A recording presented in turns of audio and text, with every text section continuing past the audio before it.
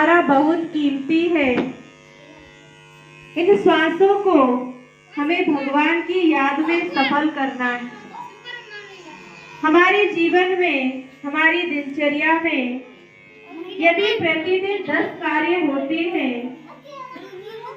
और किसी दिन 11वां कार्य हमें करना पड़ जाए, लेकिन हमने मन में विचार रखा है कि मुझे सिर्फ 10 काम करने हैं और अगले दिन 11वां कार्य आ जाए, तो हम सबसे पहले जो काम छोड़ते हैं वो भगवान का काम छोड़ते हैं।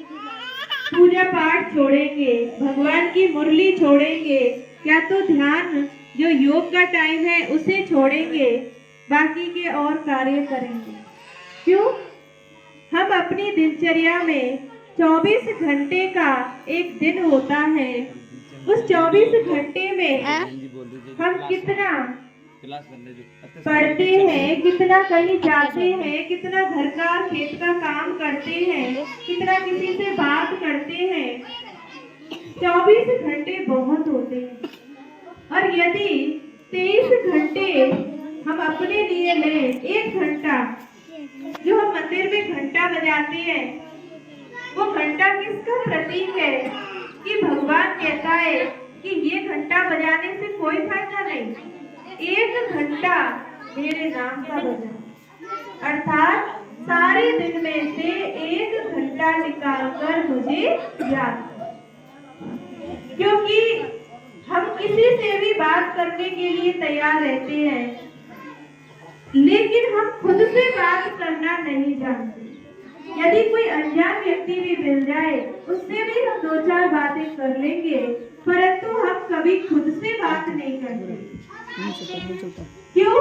हम कभी खुद से नहीं पूछते कि मैं इस धरती पर क्यों आया हूँ, किस लिए आया हूँ, मेरा कर्तव्य क्या है, क्या मेरा समय जो व्यतीत हुआ है वो अच्छी तरह से व्यतीत हुआ है, या आने वाला समय मुझे अच्छे से व्यतीत करना है, या मैं अपने जीवन से संतुष्ट हूँ, या सब लोग मेरे व्यवहार से, मेरे कर्म से संतुष्ट हैं।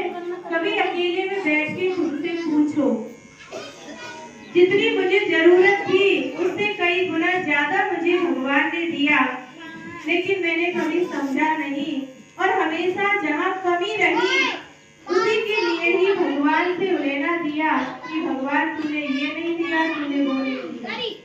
लेकिन जितना मिला, क्या कभी उसके लिए भगवान से शुक्रिया किया कि भगवान तूने इतना दिया, इतने की तो मेरी हैसियत ही नहीं। आज यदि किसी इंसान के पास गाड़ी है और मेरे पास यदि 2 पहिए का वाहन है, मोटरसाइकिल है, तो मैं उस 4 पहिए वाले को देख करके भगवान से ये ना कहूँ कि भगवान मुझे भी तू 4 पहिए की दिला, क्योंकि उसे पता है मुझे क्या चाहिए। अन्यथा आप ये कहें कि भगवान तेरा शुक्रिया, देखो उन लोगों को जिनके पास मोटरसाइकिल भी नहीं है, वो भी तो अपना कार्य कर रहे हैं। आप अपने पिछले समय को देखो, जब साधन सुविधाएं नहीं थी लेकिन व्यक्ति संतुष्ट था। इतने अभावों में कच्चे मकान होते थे, दूर दूर जाने के लिए भी सुविधाएं नहीं होती थी, फिर भी व्यक्ति स्वस्थ थे, प्रसन्न थे, प्रेम भाव था। आज हम इस फोनों के चक्कर में, बहुत सारे साइंस के साधनों के चक्कर में इतने ज्यादा उलझ रहे हैं कि हम खुशी ढूंढने लगे हैं। खुशी हमें कहाँ से मिलेगी? वो रिश्ते नाते, वो प्रेम भाव, वो अपनापन कहाँ चला गया?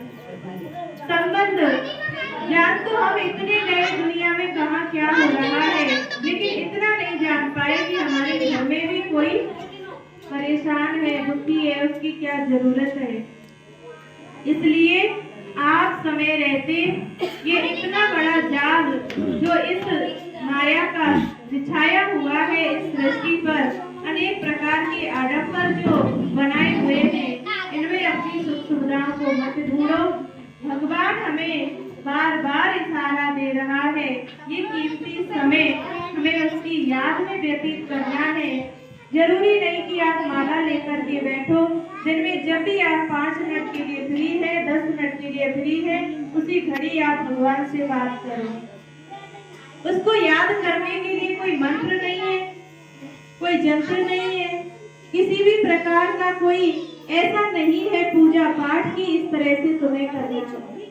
जब हम एक पिता से एक बच्चा बात करता है, एक माँ से एक बच्चा बात करता है, एक टीचर से स्टूडेंट बात करता है, दो दोस्त आपस में बात करते हैं, तो क्या कोई मंत्र बोलते हैं? क्या कोई माला फेर के याद करते हैं? नहीं। हम अपने अधिकार से, संबंध से याद करते हैं। तो भगवान को हम संबंध के आधार पर याद करें कि वो हमारा माता पिता, बंधु, सखा, स्वामी, सतगुरु सब कुछ है। हम सिर्फ उसे आरती गा करके ही याद नहीं करें, क्योंकि एक बच्चा यदि बार बार माँ बाप के सामने जाए और कहे, जैसे हम एक मूर्ति के आगे जाकर बार बार कहते हैं, मैं मूर्ख हलकामी कृपा करो बेटा, मैं नीच पापी दोषी भगवान मुझ पे दया करो, बार बार मूर्ति के आगे जाते हैं और यही बात कहते हैं। ऐसे यदि आपका बच्चा बार बार आपके सामने आए और इसी बात को कहे तो आपको कैसा लगेगा? इस बच्चे को क्या हो गया है, मन की बात तो कहता नहीं है और उन्हें क्या बोल के चला जाता है। तो ऐसे भगवान हमसे हमारे मन की बात जानना चाहता है। तो हम जब भी टाइम मिले, हम समय निकाल कर सुबह नहीं तो शाम सोते टाइम कभी भी उसे आप याद कर सकते हो। ओम शांति।